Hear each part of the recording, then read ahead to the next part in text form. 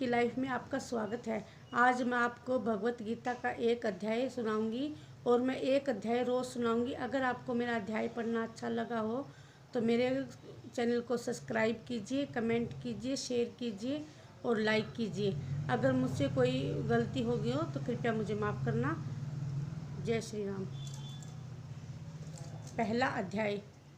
धृतराष्ट्र बोले, हे संजय, धर्म भूमि कुरुक्षेत्र में इकट्ठे हुए युद्ध की इच्छा वाले मेरे और पांडव पुत्रों ने क्या किया।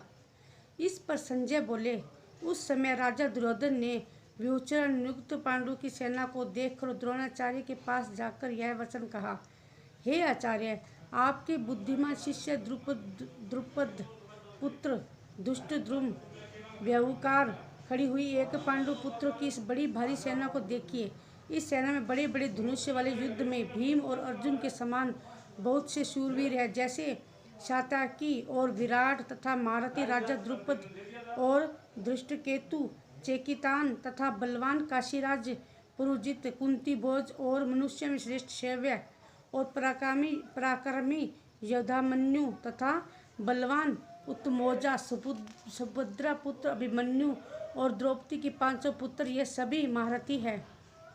हे ब्राह्मण श्रेष्ठ, हमारे पक्ष में भी जो जो प्रधान है उनको आप समझ लीजिए। आपको जानने के लिए मेरी सेना के जो जो सेनापति हैं उनको मैं कहता हूँ।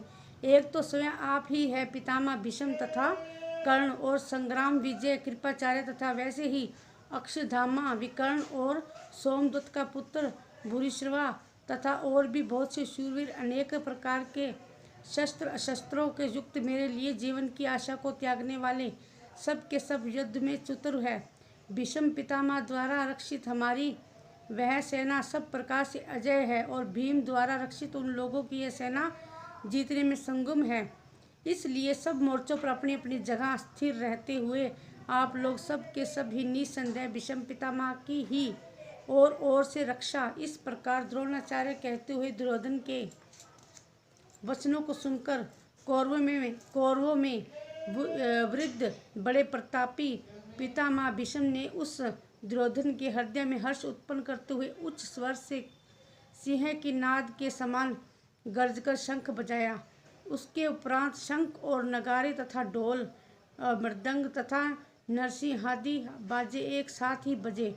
उनका वह शब्द बड़ा भयंकर हुआ। उसके अनंत सफ़ेद घोड़े युक्त उत्तम रथ में बैठे हैं श्री कृष्ण महाराज और अर्जुन भी अलौकिक शंख बजाए। इनमें श्री कृष्ण महाराज ने पांडजन्य नामक शंख और अर्जुन देवदत्त नामक शंख बजाया। भयानक कर्म वाले भीमसेन ने पौंडव नामक की महाशंख बजाया। कुंती पुत्र राजा युधिष्ठिर ने अनंत विजय नामक और शंख और नकुल तथा सहदेव ने सुघोष और मणि पुष्प नामक शंख बजाए। श्रेष्ठ धनुष वाले काशीराज और महारथी शिखंडी और धृष्टद्रुम तथा राजा विराट और अजय सात्यकी तथा राजा द्रुपद और द्रौपदी के 500 पुत्र और बड़ी भुजा वाले सुभद्रा पुत्र अभिमन्यु, इन सब ने हे राजन अलग अलग शंख बजाए। और उस समय भयानक शब्द ने आकाश और पृथ्वी भी शब्दमान करते हुए धृतराष्ट्र पुत्रों के हृदय वर्धीन कर दिए। हे राजन, उसके उपरांत कपिध्वज अर्जुन के खड़े हुए धृतराष्ट्र पुत्रों को देखकर उस शस्त्र चलने की तैयारी के समय धनुष उठाकर हंसी के श्री कृष्ण महाराज जी से यह वचन कहा, हे अच्युत, मेरे रथ को दोनों सेनाओं के बीच खड़ा करिए। जब तक मैं इन स्थिर हुई युद्ध की कामना करने वाले अच्छे प्रकार से देख ना लूँ कि यह इस युद्ध रूप व्यापार में मुझे किन किन के साथ युद्ध करना है योग्य है। ध्रुव बुद्धि दुर्योधन का युद्ध में कल्याण चाहने वाले जो जो ये राजा लोग इस सेना में आए हैं, उन युद्ध के करने वालों को मैं देखूंगा। संजय बोले, हे धृतराष्ट्र, अर्जुन द्वारा इस प्रकार कहे, हे महाराज, श्री कृष्ण चंद्र जी ने दोनों सेनाओं के बीच में भीष्म द्रोणाचार्य के सामने और संपूर्ण राजाओं के सामने उत्तम रथ को खड़ा हो करके ऐसे कहा कि हे पार्थ, इन इकट्ठे हुए कौरवों को देखकर उसके उपरांत प्रथापुत्र अर्जुन इन दोनों ही सेनाओं में स्थित हुए पिता के भाइयों को पितामहों को, आचार्यों को, मामों को, भाइयों को, पुत्रों को, पौत्रों को तथा मित्रों को, ससुरों को और सहदों को भी देखा। इस प्रकार उन खड़े हुए संपूर्ण बंधुओं को देखकर वे अत्यंत करुणा से युक्त हुए। कुंती पुत्र अर्जुन शोक करते हुए ये बोले, हे कृष्ण, इस युद्ध की इच्छा करने खड़े हुए स्वजन समुदाय को देखकर मेरे अंग शिथिल हुए जाते हैं और मुख भी सूखा जाता है और मेरे शरीर में कंप तथा रोमांच होता है तथा हाथ से गांडीव धनुष गिरता है और त्वचा भी जलती है तथा मेरा मन भ्रमित सा हो रहा है।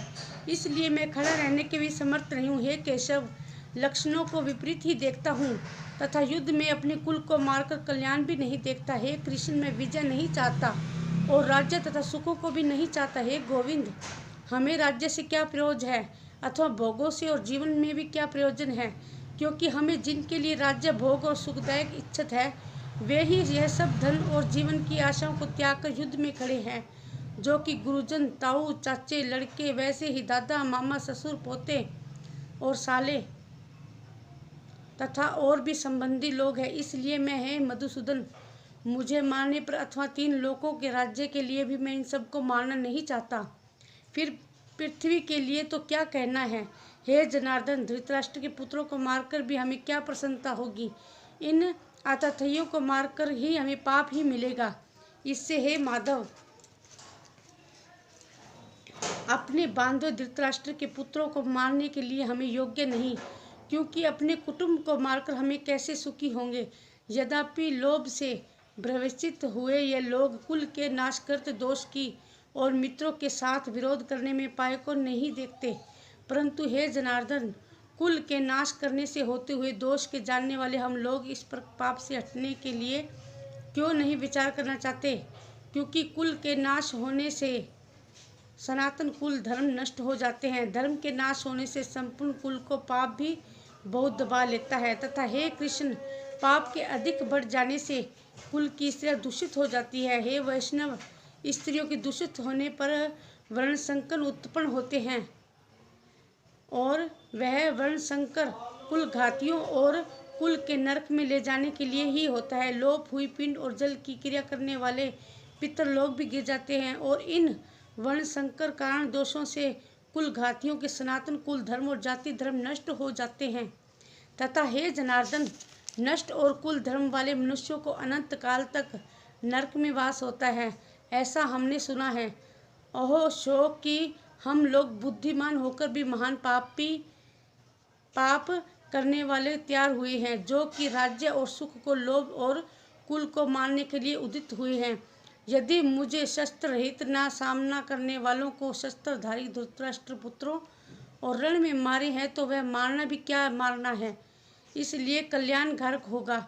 संजय बोले, रणभूमि में शोक के उद्विग्न मनाने वाले अर्जुन इस प्रकार कहकर बाण से धनुष को त्याग कर रथ के पिछले भाग में बैठ गए। यदि मेरा आपको यह अध्याय पढ़ना अच्छा लगा हो और आप मुझे एक अध्याय रोज सुनना चाहते हो तो मेरे चैनल को सब्सक्राइब कीजिए, लाइक कीजिए, शेयर कीजिए, कमेंट कीजिए। जय श्री राम।